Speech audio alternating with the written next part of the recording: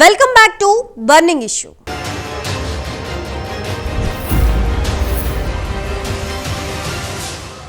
ఏపీలో ఎన్నికలకి ప్రధాన పార్టీలన్నీ సిద్ధమయ్యాయా? వైసీపీని గద్దెదించడమే లక్ష్యంగా జనసేన, బీజేపీ, టీడీపీలు ఉమ్మడి బహిరంగ సభలతో దూకుడు పెంచనున్నాయా?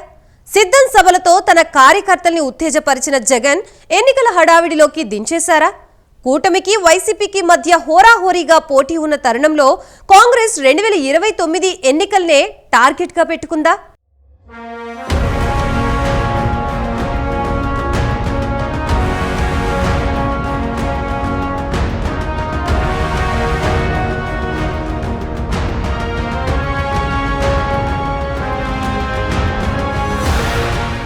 పాల్ జోసెఫ్ గోబెల్స్ ఈ పేరు చెప్పగానే గుర్తుకు వచ్చేది అబద్ధాన్ని నిజంగా ప్రచారం చేయడం, తప్పుడు ప్రాపగండాని ప్రచారం చేసి చివరికి దానికే బలైపోయిన వైనం. దీంతో అలాంటి ప్రచారానికి పర్యాయపదంగా గోబెల్స్ ప్రచారం అనే పేరు వచ్చింది. హిట్లర్ నాజీ ప్రభుత్వంలో సమాచార శాఖ మంత్రిగా ఉన్న గోబెల్స్ రెండవ ప్రపంచ యుద్ధ సమయంలో వాస్తవాల్ని దాచి తప్పుడు సమాచారాన్ని హిట్లర్కి చేరవేసి చివరికి ఘోర ఓటమిని చవిచూశారు. ప్రస్తుతం వైసీపీ అనుకూల బ్లూ మీడియా కూడా చేస్తుంది అదే అంటున్నారు రాజకీయ పరిశీలకులు. జగన్ పాలన నుంచి ఏపీని కాపాడ్డానికి కంకణం కట్టుకున్న జనసేన అధినేత పవన్ కళ్యాణ్ కూటమిలోకి బీజేపీని కూడా తీసుకురావడానికి ఎంతో కష్టపడ్డారు. ఎట్టకేలకు 3 పార్టీల మధ్య పొత్తు కుదరడంతో వైసీపీ వెన్నులో వణుకు పుడుతోంది. దీంతో కూటమిని బజారుకీడ్చడానికి ప్రయత్నం చేస్తోంది. చిన్న చిన్న సంఘటనల్ని కూడా పెద్దవిగా చూపిస్తూ ప్రచారం చేస్తోంది. ప్రతి ఎన్నికల సమయంలో ప్రతి పార్టీలో టికెట్ దక్కని వాళ్లు తమ అసంతృప్తిని వెళ్లగక్కుతూ ఉంటారు. దీన్ని భూతద్దంలో చూపిస్తూ కూటమిపై నీలి మీడియా బురద జల్లుతోంది. వాస్తవంగా వైసీపీలోనే ఎక్కువగా అసంతృప్తులున్నారు. కొంతమంది జగన్ని తిట్టి రాజీనామా కూడా చేశారు. వీటిపై ఎలాంటి వార్తలు రాయని, ప్రసారం చేయని బ్లూ మీడియా కూటమిలో చిన్న సంఘటనలు జరిగితే మాత్రం దాన్ని పెద్దగా చూపిస్తోందని జన సైనికులు మండిపడుతున్నారు.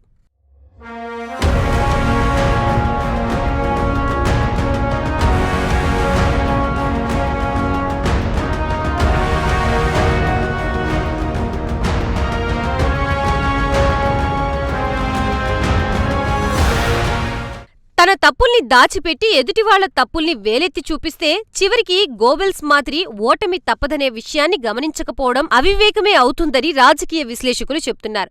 2019 ఎన్నికల్లో కూడా తెలుగుదేశం అనుకూల మీడియా అలానే చేసి చివరికి భారీ ఓటమిని మూటకట్టుకునే విధంగా చేసింది. తప్పుడు ప్రచారం ఎళ్లవేళలా పనిచేయదు.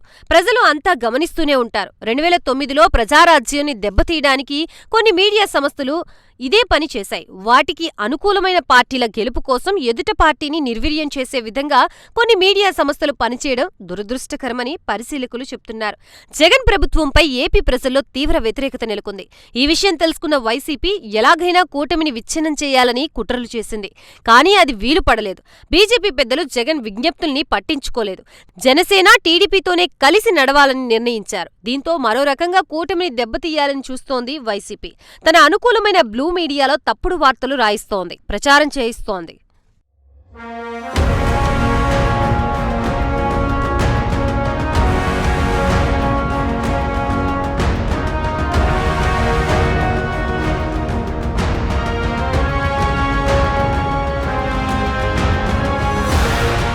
వాస్తవంగా సీట్ల కేటాయింపులో వైసీపీలోనే ఎక్కువ అసంతృప్తి రగిలింది. సిట్టింగ్లని మార్చడం, కొంతమందికి మొండిచేయి చూపించడంతో వైసీపీలో చాలా మంది రాజీనామాలు చేశారు. కొంతమంది సైలెంట్గా ఉన్నారు. జగన్ని బాహటంగా విమర్శించి జనసేన, టీడీపీలో చేరిన నేతలు ఉన్నారు. వీటి గురించి ఎక్కడా బ్లూ మీడియాలో వార్తలు రావు.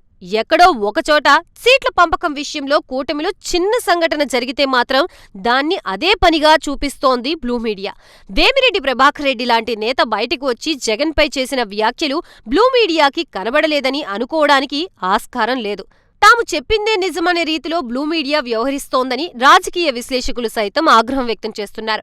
కూటమి విజయం ఖాయమని, కూటమి నేతలు చెబుతున్న మాటలు ప్రజల్లోకి వెళ్లకుండా చేయాలనే ఉద్దేశంతో వ్యతిరేక కథనాలు రాయడం, ప్రసారం చేయడం జరుగుతోంది. బ్లూ మీడియాని చూస్తే గురువింద కూడా సిగ్గుపడే విధంగా ఉందని కూటమి నేతలు వ్యాఖ్యానిస్తున్నారు. ఒకవైపు వైసీపీ అనుకూల బ్లూ మీడియా తప్పుడు ప్రచారం, మరోవైపు సీట్లు ప్రకటిస్తూ కూటమి ముందుకు దూసుకుపోవడం జరుగుతోంది. చూడాలి మరి ఎవరి మాటలు ఏపీ ప్రజలు వింటారో, ఎవరిని గెలిపిస్తారో అన్నది.